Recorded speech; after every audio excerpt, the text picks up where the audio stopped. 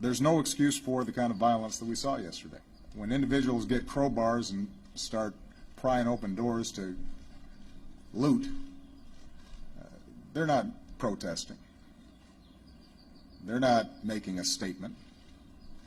They're stealing. My understanding is you've got some of the same organizers now going back into these communities to try to clean up in the aftermath of a handful of protesters, a handful of criminals and thugs who tore up the place. That is not a protest. That is not a statement. It's people, a handful of people taking advantage of a situation for their own purposes, and they need to be treated as criminals. When they burn down a building, they're committing arson. And they're destroying and undermining businesses and opportunities in their own communities that rob jobs and opportunity from people in that area. The violence that happened yesterday distracted from the fact that you had seen multiple days of peaceful protests. What those community leaders and clergy and others were doing, that is a statement. That's the kind of organizing that needs to take place if we're going to tackle this problem, and they deserve credit for it, and we should be lifting them up. This is not new.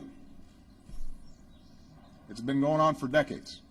What's also good news is the task force that was made up of law enforcement and community activists that we brought together here in the White House have come up with very constructive, concrete proposals that, if adopted by local communities and by states and by counties, by law enforcement generally, would make a difference, making sure that the overwhelming majority of effective, honest, and fair law enforcement officers, that they're able to do their job better because it will weed out or retrain or put a stop to those handful who may be not doing what they're supposed to be doing. Obviously, our thoughts continue to be with the family of Freddie Gray. My thoughts are with the police officers who were injured in last night's disturbances. It underscores that that's a tough job. In those environments, if we think that we're just going to send the police to do the dirty work of containing the problems that arise there without, as a nation and as a society, saying what can we do to change those communities, to help lift up those communities and give those kids opportunity, then we're not going to solve this problem. And we'll go through the same cycles of periodic conflicts between the police and communities, and the occasional